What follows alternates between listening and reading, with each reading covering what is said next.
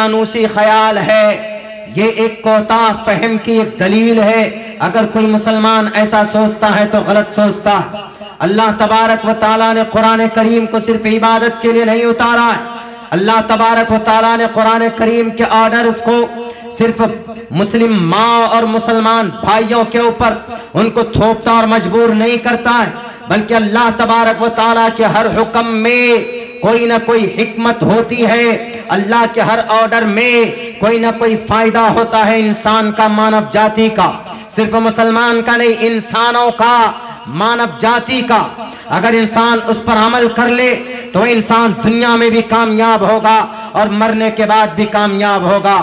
लोग समझते हैं कि कुरान में जदीद टेक्नोलॉजी नहीं, लोग ये समझते हैं कि कुरान करीम के अंदर साइंस नहीं।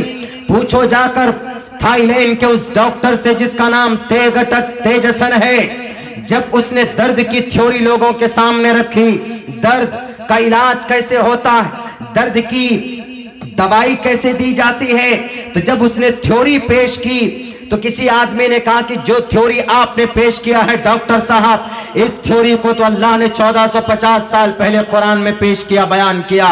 उन्होंने कहा कि पढ़कर सुनाओ। किसी ने कहा कि कुरान में इन्नल्लज़ीना कफ़रू बिआयातिना सौफ़ा नुस्लीहिम नारा, बेशक यकीनन हम उन काफिरों को जहन्नम में डालेंगे जिन्होंने हमारे निशानियों को झुटलाया, जो हमारी बातों को झुटलाया, जो इनकार करता है, हम उनको सनुस्लीहिम नारा अन करीब, सा नुस्लीहिम नारा पहले मुजारे पर दाखिल होता है सीन या सौफा, तो यकीन का माना पैदा करता है मुस्तकबिल, फ्यूचर के अंदर, मुस्तकबिल में आने वाले टाइम में यकीनन हम उन लोगों को जहन्नम में डालेंगे जो हमारी निशानियों को झुटलाएगा।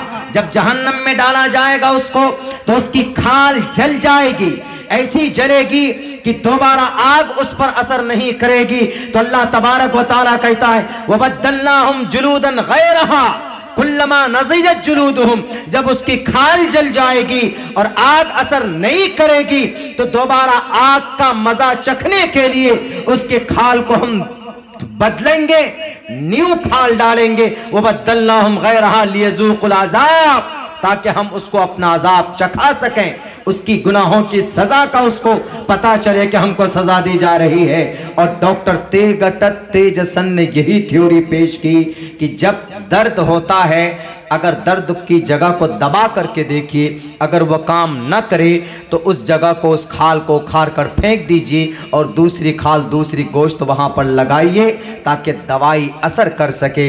बिल्कुल वही थ्योरी है जो कुरान में है।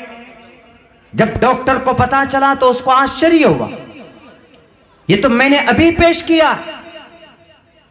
थाईलैंड की university, Jiang my university, Thailand, department of एटॉमी का सरबराह डॉक्टर तेगटक तेजसन, नाम यही है उसका। और वहां पर जियांग माई यूनिवर्सिटी के बड़े ओहदे पर जब उसने उसको बताया, उसने कहा कि इट इज इम्पॉसिबल, ये मेरी थ्योरी है, कुरान में कैसे हो सकता, कुरान तो बहुत ओल्ड किताब है, कुरान में तो कुछ हो ही नहीं सकता, दर्द का इलाज कुरान में कैसे हो सकता। कहा कि सर सेम वही मेथड है जो आपने बताया। कहा लाओ कुरान। कुरान लाया गया, खोला गया, देखा, उसको बड़ा आश्चर्य हुआ। बोला कि कौन सी जगह पे दिखाओ, या पूरी सूरत, पूरी जगह पारे दिखा। इन्नल्लज़ीना कफ़रू बिआयातिना सौफ़ा नुस्लीहिम नारा कुल्लमा नज़िजत जुलूदुहुम बद्दलनाहुम जुलूदन गैरहा लियज़ूक़ुल अज़ाब। वो आदमी, वो डॉक्टर देखने के बाद उसको ताज्जुब, इतना ताज्जुब हुआ कि उसने आखिर में ये फैसला किया कि यह कुरान बिल्कुल सही है। हमारे दिमाग में ये बात आई कहाँ से? अब उनके दिमाग में ये बात कहां से आई? जो बात 1450 साल पहले अल्लाह ने कुरान में बयान किया, उनके दिमाग में ये बात कहां से आई?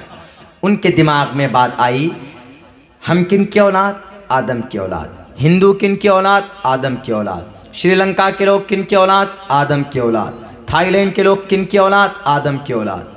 और बांग्लादेश के लोग किन की औलाद? आदम की औलाद। नेपाल के लोग किन की औलाद? आदम की औलाद। सब आदम की औलाद। इसलिए सबको क्या बोलते हैं? आदमी। आदमी को आदमी इसलिए बोलते हैं, वह आदम की औलाद, वह आदम की औलाद, इसलिए उनको आदमी बोलते हैं। अब थाईलैंड का जो आदमी है उसका भी बाप कई नस्ल के बाद मिलता तो वहीं पे है, आदम से, वहीं से निस्बत है सबकी। उनके भी अब्बा का नाम, दादा का नाम आदम, हमारे भी अब्बा का नाम क्या, आदम।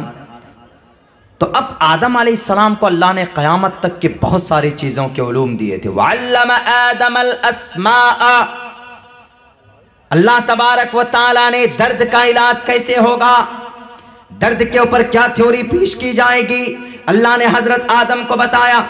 मिसाइल कैसे बनेगा, अल्लाह ने हजरत आदम को बताया। और फिर MBBS डॉक्टर कैसे बनेगा, अल्लाह ने हजरत आदम को बताया। वअल्लम आदमल अस्माअ कुल्लहा, कुल्ल, एवरीथिंग, एवरीवन। अल्लामा, अल्लाह ने आदम को सिखाया, कुल्लहा, तमाम उलूम फनून। सुम्मा अरज़हुम अलल मलाइका, फरिश्तों के सामने में पेश किया, जिसकी वजह से आदम की फजीलत बढ़ गई। क्यों? क्योंकि and he has lots of education and knowledge, बहुत सारे चीज़ों के उलूम उनके पास। तो वही उलूम मुंतकिल होकर किनके पास पहुंची, डॉक्टर तेजसन के पास वो चीज़ आ गई। अब दुनिया में अगर कोई चांद पर पहुंचने के लिए कोई मिसाइल बनाता है तो ताज्जुब की बात नहीं है, क्योंकि चांद पर पहुंचने के लिए जो दिमाग है तो वो चीज़ उनके अब्बा के सदक़े में उनके दिमाग तक पहुंची है, वहां तक पहुंची। अब डॉक्टर तेजसन मुताज्जिब हुआ और उसने आश्चर्य से ये कहा कि मैं तो अब इस कुरान का दीवाना हो गया, कहाँ जाऊं जी, क्या करूं। हिजाज मुक़द्दस में 8वें नंबर के मेडिकल कॉन्फ्रेंस में जाने के बाद वो ये कहता है, इस्लाम पर एतराज करने वालों, एशिया महाद्वीप में अपनी दुश्मनी का भड़ास मुसलमानों पर निकालने वाले, मोहम्मद रसूलुल्लाह को बदनाम करने से पहले डॉक्टर तेजसन से पूछो कि तुम्हें किस चीज ने मजबूर किया इस्लाम कबूल करने पर। डॉक्टर तेजसन के पास कोई नहीं गया था कि आप कलिमा पढ़िए, आप मुसलमान बनिए।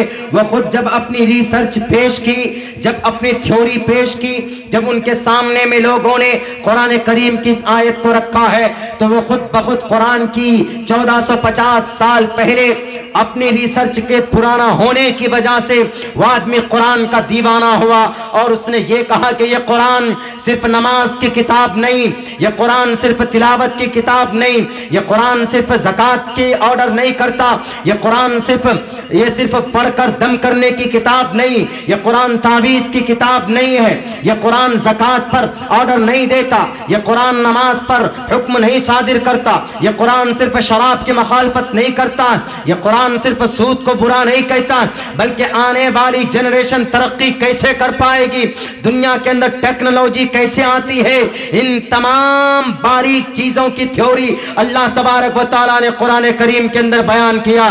दुनिया वालों, अगर तुम्हें जर्रा बराबर शक है तो जाओ पूछो डॉक्टर तेजसन से कि बताओ डॉक्टर तेजसन, तुमको कलिमा पढ़ने पर किसने मजबूर किया। जाकर हिजाज मुक़द्दस में सबसे पहले कहता है कि I want to confess and I want to convert my religion into the Islam because Islam is the best religion to the entire world. इस्लाम दुनिया का सबसे बेहतरीन मजहब है। क्यों? इसलिए कि जो चीज़ मैंने आज पेश की है वो चीज़ कुरान में 1450 साल पहले अल्लाह तबारक व तआला ने दुनिया के सामने रखी। मुसलमान बन गया, कलिमा पढ़ा उसने, पहले कलिमा पढ़ा, अशहदु अल्ला इलाहा इल्लल्लाह व अशहदु अन्ना मुहम्मदन अब्दुहु व रसूल। उसके बाद फिर अपनी स्पीच दी उसने। लोग बोलते हैं कि ये कुरान पर्दे के ऊपर बीवी को, औरत को मजबूर करते, वो तो एक मसला है, वो तो एक ऑर्डर है अल्लाह का, उसमें हिकमत है। अगर पर्दा है, ऑर्डर है, तो पर्दा सिर्फ कुरान में तो नहीं है ना। हमने रिसर्च की तो कम से कम 4-5 धर्मों में तो हमने देखा पर्दा। कुरान में है, ऑर्डर है कि भाई बेटियां पर्दा करें, औरत की, समाज की औरतें पर्दा करेंगी। 2-3 आयतें हैं कुरान करीम में जहां से साफ हिजाब का, पर्दे का ऑर्डर नाफिज होता। अल्लाह के नबी की हदीस मुबारका है, वहां से साबित होता है कि पर्दा it is essential part of Islam and religious action है, ये धार्मिक मसला है। कुरान में तो 2-3 जगह पे या अय्युहन नबिय्यु कुल लिअज़वाजिका व बनातिका व निसाइल मुअमिनीना युदनीना अलैहिन्ना मिन जलाबिबिहिन, घूंघट करो, माओ से शक्ल को ढांप लो। कुरान करीम क्या है? वक़र्न फ़ी बुयूतिकुन्ना वला तबर्रजन तबर्रुजल जाहिलियतिल ऊला, ज़माने जाहिलियत में औरत ऐसी खुलती थी, बाहर घूमती थी, ऐसा तुम मत घूमो। वक़र्न फ़ी बुयूतिकुन्ना, घर में रहो, पर्दे में रहो। कुल लिल मुअमिनाति यग़ज़ुज़्न मिन अब्सारिहिन्न, बाहर जाओ, दीघा जाएं आप, कलकत्ता जाएं या कहीं और जाएं, खड़गपुर जाएं, मिदनीपुर जाएं, हावड़ा जाइए, निगाहों की हिफाजत रखें, गैर महरम की तरफ न देखें। और चूंकि शैतान इसी से हमला करता, पर्दे के ऊपर अल्लाह के नबी की हदीस, इन्नल मरअत औरतुन, औरत पर्दे की चीज़, इज़ा खरजत इस्तशरफ़हा शैतान, रवाहु तिर्मिज़ी, कि जब औरत घर से बाहर निकलती है तो उसके पीछे शैतान लग जाते। ये कुरान का ऑर्डर है। हमारे जिन भाइयों ने एतराज़ किया उनकी किताब में भी पर्दा है, ऐसा नहीं कि सिर्फ कुरान का ऑर्डर, उनकी किताब में भी यत्र नारयस्तु पूजन्ते रमन्ते तत्र देवता तत्र नास्तु न पूजन्ते न रमन्ते तत्र देवत न रमन्ते न तत्र देवता। और ये एक मंत्र हो गया। दूसरा मंत्र, अधे पश्यस्तिमोपरि संतराम पादको हरमाते कौशल्पको, ऋग्वेद का दूसरा मंत्र। मनुस्मृति का तीसरा मंत्र क्या कहते? यत्र पितृभिर्भ्रातृ विच्चेता एन पितृभिर्देव देवरस्यथा पूजन्य, तीसरा मंत्र। पहला मंत्र में क्या कहा गया कि जमीन पर, धरती पर, घर में औरत की इज्जत करो, उनका सम्मान करो। अगर जिस घर में बेटी की इज्जत सम्मान होता है, यत्र नार्यस्तु, नारीयस्तु, उनकी इज्जत होती है घर में बेटी की, औरत की, पूजनते, पूजा होती है, उसकी रक्षा होती है। रमनते तत्र देवता, आसमान से ईश्वर आते हैं, उस घर में वास करते हैं, मतलब ईश्वर आकर उस घर में बरकत देते हैं। जिस घर में बेटी का सम्मान, औरत का सम्मान, बीवी का सम्मान, माँ का सम्मान होता, और जिस घर में नहीं होता, तत्रे नास्तु तत्रे तास्तु, न पूजनते, न घर में इज्जत होती है, न रमनते, तो उसमें बसता नहीं कौन? न तत्र देवता, वो देवता नहीं आकर उस घर में बसते। हमारे हिंदू भाइयों, अगर आप अपने घर में अपनी बेटी की इज्जत करते हैं तो आपका ईश्वर आपके घर के अंदर आता है, वो कृपालु है, वो दयावान है, आपके घर पे कृपा करेगा, आपके घर में खैर और बरकत हो सकती है। ये आपका धर्मशास्त्र आपसे कहता। और दूसरे नंबर पर क्या कहता है?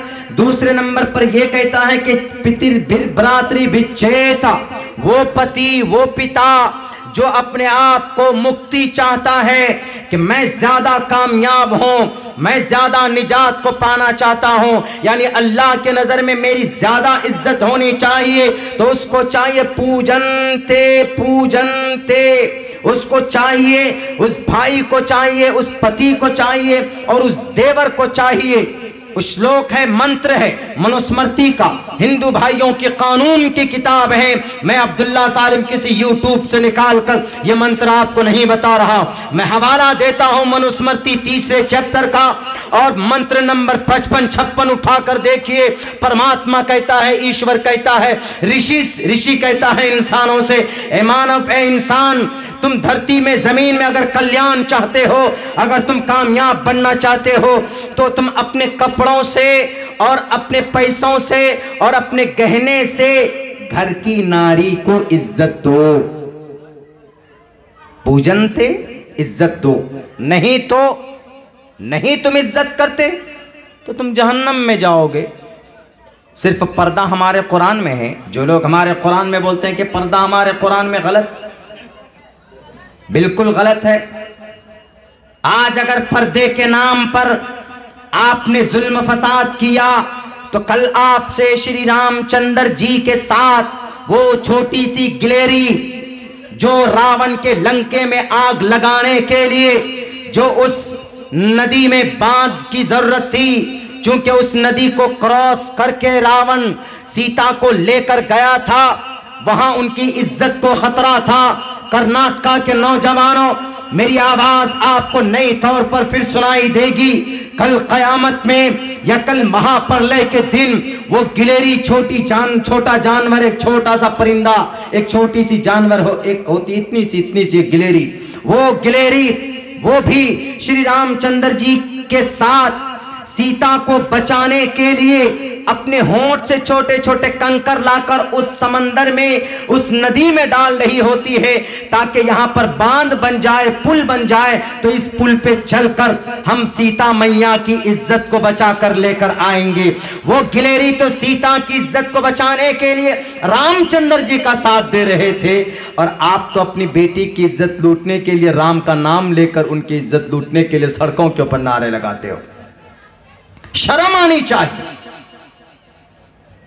और इल्जाम किस पर? कुरान पर।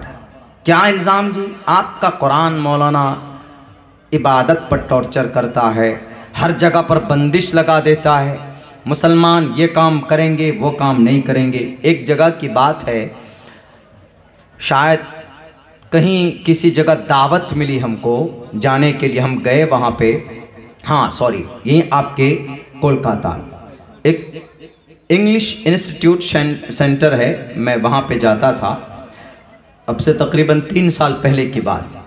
तो वहाँ पे जब हम गए तो उन्होंने, हमारे जो टीचर थे, जो हमारे गुरु थे, उन्होंने कहा कि अब्दुल्ला साहब, and you have to speech on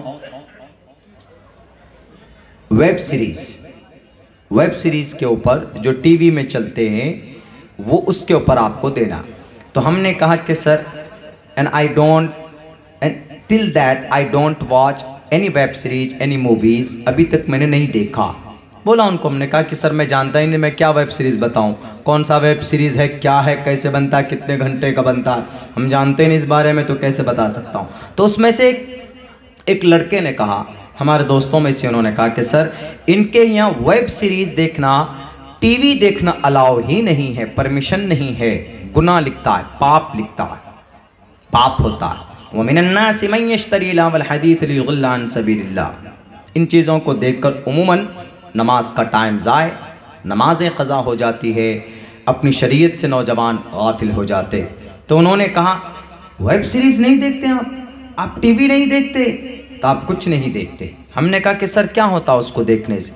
बोला, अरे आपको किसने मना किया? हमने कहा कि हमारी शरीयत इजाज़त नहीं देती ना सर देखने की वेब सीरीज़, हम नहीं देख सकते। म्यूज़िक है उसमें, उरियानियत है उसमें, फहाशी है उसमें, साफ लफ्ज़ों में मना किया गया, तो सर हम कैसे देख सकते?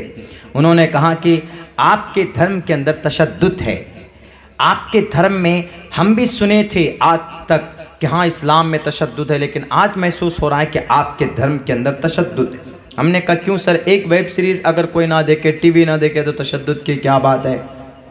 हमने कहा कि सर हमारा जो ग्रंथ है उसमें सब कुछ अल्लाह ने बयान किया, वो तिबयानन लिकुल्लि शै, क्या चाहिए आपको सब कुछ मिलेगा। बोला, अरे यहाँ तुम्हारे टीवी देखने की इजाज़त नहीं दे रहा है, तो तुम कौन सी बात कर रहे कि तुम्हारा धर्म कैसे मॉडर्न है, तुम्हारा धर्म कैसे अच्छा हो सकता है? यहाँ तो टीवी की परमिशन नहीं है, बंदिश लगा रहे, फिल्म देखने की बंदिश लगा दे रहे, दीघा घूमने की बंदिश लगा दे रहे हैं कि दीघा बीच पे नहीं जा सकते। क्यों?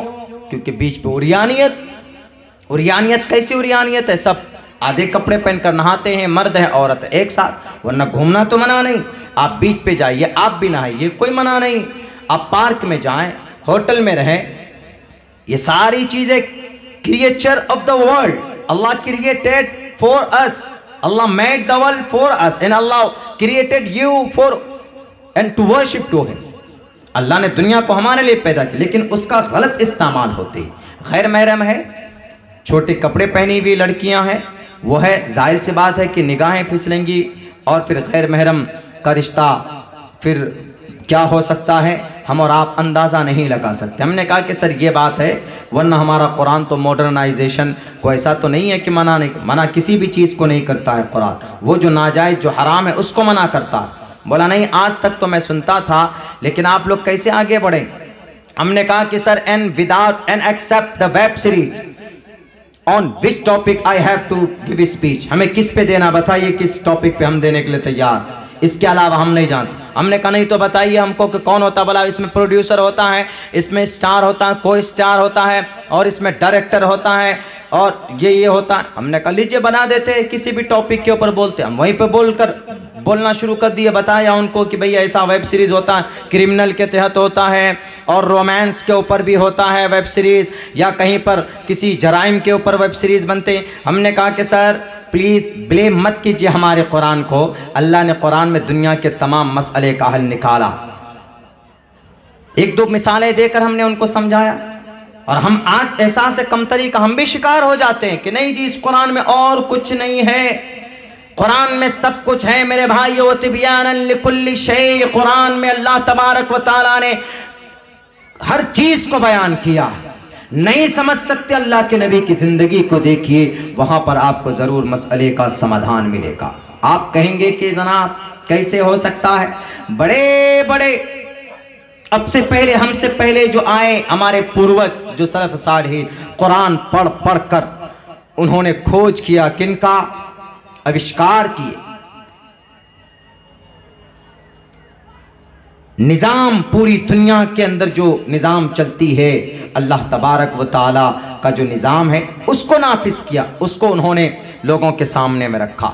गलत अकाइद अभी तक राजे थे लोग दुनिया के अंदर। झगड़े किस बात का कि ये सूरज घूमता है कि जमीन घूमती, झगड़ा था, कोई हल नहीं कर पाया इसको, कोई नहीं। 1800 साल तक ये थ्योरी रही कि सूरज रुका हुआ जमीन घूमती है, लेकिन 1915 में अल्बर्ट आइंस्टाइन आया, वैज्ञानिक है। अल्बर्ट आइंस्टाइन आने के बाद क्या बोलता है कि सूरज रुका हुआ नहीं है, जमीन रुकी हुई नहीं है। कुरान की बात करता हूं मॉडर्न के एतबार से कि लोग कहते हैं कि मॉडर्नाइजेशन कुरान में नहीं है, यानी साइंस कुरान में नहीं है, जदीद टेक्नोलॉजी कुरान में नहीं। कुरान में जदीद टेक्नोलॉजी है। और आज का जो थ्योरी है, आज का जो कॉन्सेप्ट है कि आसमान ये सूरज घूमता है कि जमीन घूमती, 1800 साल तक सिर्फ ये अकीदा था कि जमीन घूमती है, सूरज रुका हुआ है। ये गलत थ्योरी थी। 1915 में अल्बर्ट आइंस्टाइन यूरोप का आया और उसने कहा कि ये जमीन भी घूमती है और सूरज भी घूमता है, दोनों अपने अपने चक्कर में अपने अपने सर्कल में घूमते हैं। ये थ्योरी कहां से निकाला उसने? ये थ्योरी अल्लाह तबारक व तआला ने कुरान करीम में बयान किया। हुवल्लज़ी खलक़ल लैल वन नहार, रात और दिन, व शम्स वल कमर, सूरज और चांद, कुल्लुन हर एक इनमें का हर एक, फलकी यस्बहून हर एक अपने अपने मदार पर घूमते हैं। यानी सूरज और चांद रुका हुआ नहीं है।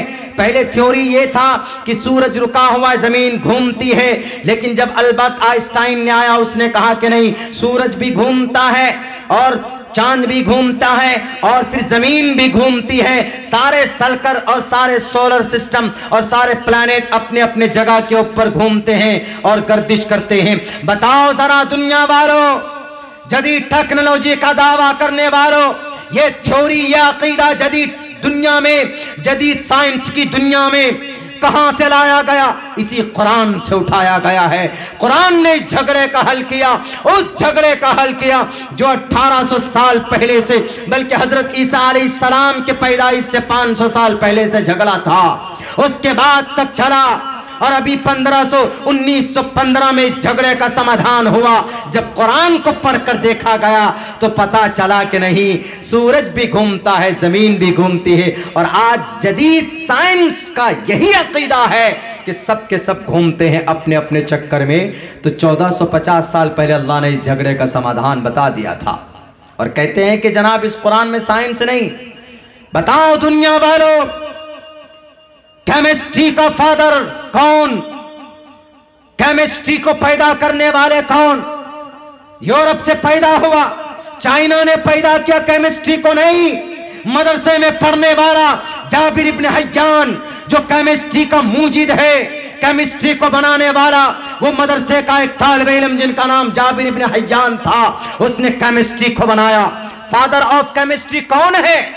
चाइना के लोग, अमेरिका के लोग, रूस के लोग, जापान के लोग नहीं, जाबिर इब्न हय्यान जिसने केमिस्ट्री को पैदा किया और केमिस्ट्री के जरिए से केमिकल बनाया। 2 केमिकल दो केमिकल और ऑक्सीडेशन, इवापोरेशन, ये दो केमिकल जब तक ये दवाई में नहीं पड़ते हैं तो कोई भी दवाई तैयार नहीं होती, कोई भी टैबलेट तैयार नहीं होता। बताओ इन दोनों केमिकल को कौन पैदा किया? मदरसे में पढ़ने वाले जाबिर इब्न हय्यान ने, कुरान पढ़ने वाले जाबिर इब्न हय्यान ने। तुमसे सवाल करेगा ये कुरान कि बताओ तुमने दुनिया के अंदर MD MBBS डॉक्टर तो है, लेकिन ये जब वो डॉक्टर जब वो ऑपरेशन करता है तो वो औजार कहां से आते? वो औजार बनाने वाला कौन? अबुल कासिम अज़हरावी, जो कि मदरसे से पढ़ करके निकला है। बताओ जरा दुनिया वालों, इल्मे फिजिक्स, इल्मे ऑप्टिक्स, इल्मे बसरियात, इल्मे ऑप्टिक्स, आंख का इल्म ऑप्टिक्स, आंख का किसने पैदा किया? कहां से निकला? इसका वजूद कहां से? चाइना से। चाइना में ऐसा कोई मां आज तक पैदा नहीं हुई जिसने इल्म फिजिक्स को बनाने वाला कोई बच्चा पैदा किया, इल्म ऑप्टिक्स को बनाने वाला कोई बच्चा पैदा किया। अगर इल्म ऑप्टिक्स को किसी ने जन्म दिया है, कोई महान बना है, तो उसका नाम इब्न हैसम है, जो मदरसे से पढ़ करके निकला। इल्म फिजिक्स, आंख, और इब्न सीना समंदर में पत्थर कैसे बनते हैं, यह रोशनी है। इसकी रफ्तार को काउंट करने वाला, इसकी रफ्तार को बताने वाला कौन? इब्न सीना, जो कि मदरसे से पढ़ करके निकला। आज मदरसे में पढ़ने वाले को क्या कहते हैं? जी तो कुरान वाले, कुछ जानते ही नहीं। कुरान में वो चीजें हैं कि तुम्हारे आने वाली 7 नस्ल का कयामत तक तुम उसका मुकाबला नहीं कर सकते। कुरान में जिन जिन मसाइल का हल अल्लाह तबारक व तआला ने रखा। मेरे भाइयों, दुनिया के अंदर ये सिर्फ कमी इस बात की है कि हम लोग और अंदर तह तक नहीं जाते। एक बहुत बड़े इमाम गज़ाली वो गुजरे, उनके साथ वही हमने नाम लिया था, एक तो अल्बर्ट आइंस्टाइन का, लेकिन एक नाम है अल-बेरूनी का। ये दो नाम मदरसे में पढ़कर इमाम गज़ाली वो किसी और फील्ड के इमाम बने, इल्म शरीयत के इमाम बने, मतलब बड़े थे उस ज़माने के फ़क़ीह बने, बड़े मुहद्दिस बने। लेकिन उन्हीं के एक साथी, उन्हीं के एक क्लास फ्रेंड अल-बेरूनी, जो बड़ा साइंसदान बना। दोनों कहाँ पढ़ते थे? एक ही उस्ताद के पास, एक ही मदरसे के पास। और लोग खामखा बदनाम कर देते हैं